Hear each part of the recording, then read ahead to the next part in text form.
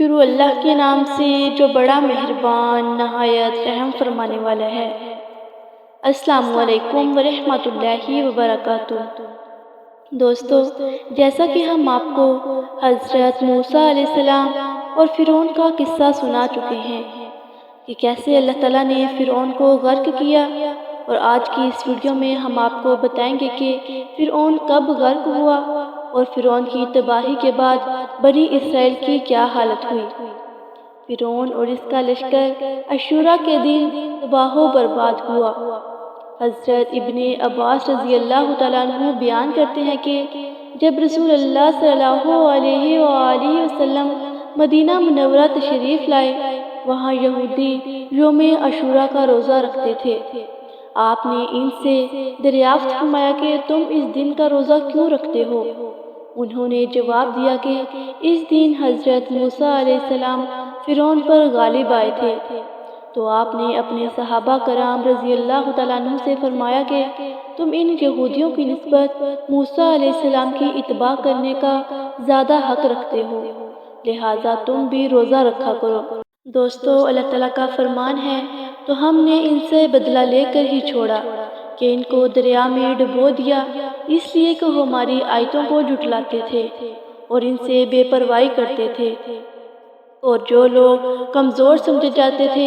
ان کو زمین کے مشرق و مغرب کا جس میں ہم نے برکت دے رکھی تھی وارث کر دیا،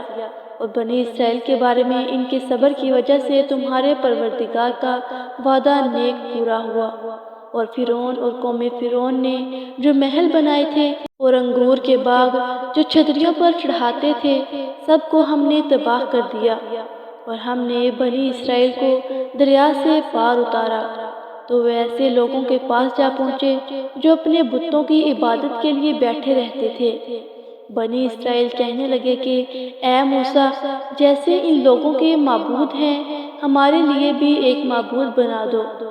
حضرت موسیٰ علیہ السلام نے کہا کہ تم بڑے ہی جاہل لوگ ہو، یہ لوگ جس میں پھنسے ہوئے ہیں وہ برباد ہونے والا ہے،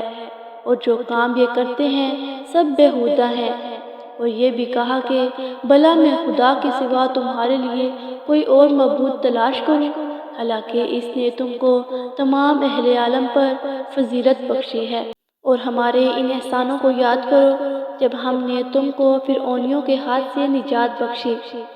وہ لوگ تمہارے بیٹوں کو تو قتل کر ڈالتے تھے اور تمہاری بیٹیوں کو زندہ رہنے دیتے تھے، اور اس میں تمہارے پروردگار کی طرف سے بڑی سخت آزمائش تھی۔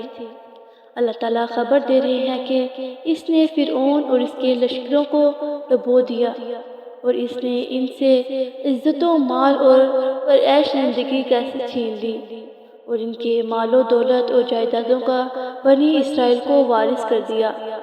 جیسا کہ اللہ تعالیٰ نے فرمایا ہے، اور اسی طرح ہوا اور ہم نے ان کا بنی اسرائیل کو وارث بنا دیا۔ اور اللہ تعالیٰ کا فرمان ہے، اور ہم چاہتے تھے کہ زمین میں کمزور کیے گئے لوگوں پر احسان کریں اور ان کو امام بنائیں اور ان کا وارث بنائیں، یعنی اللہ تعالیٰ نے ان تمام کو ہلاک کر دیا اور ان سے دنیاوی عزت چھین لی۔ بادشاہ اور اس کے وزراء اور حاشیہ برداروں اور لشکروں کو غرق کر دیا، اور مصر میں صرف رعایا اور عوام ہی باقی بچے۔ عبد الحاکم نے تاریخ مصر میں ذکر کیا ہے کہ اس وقت سے مصر کی عورتیں مردوں پر مسلط ہیں، کیونکہ امرا اور بہت لوگوں نے عورتوں نے اپنے سے کم حیثیت والے مردوں سے شادیاں کی،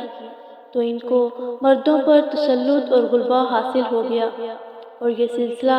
اب تک جاری ہے۔ اور اہل کتاب کے بقول جب بنی اسرائیل کو مصر سے نکل جانے کا حکم ہوا تو اللہ تعالیٰ نے اس مہینے کو ان کے سال کا آغاز مقرر کر دیا، اور ان کو حکم دیا گیا کہ ہر گھر والے اللہ کے لیے ایک بچہ بکری کا ذبح کریں، اگر ان کو اس کی ضرورت نہ ہو تو وہ گھر اور اس کا پڑوسی مل کر اسے ذبح کر لیں، پھر اس کا خون اپنے گھروں کے دروازوں کے چوکھٹ پر لگائیں تاکہ یہ ان کے گھروں کی نشانی بن جائے، اور اس کو پکا کر نہ کھائیں بلکہ آگ پر بھون کر کھائیں، اس کا سر، پائے اور اوجڑی بھی کھائیں، اس کا کوئی حصہ باقی نہ چھوڑے، اس کی ہڈی نہ توڑے اور اس کو گھروں سے باہر نہ نکالے۔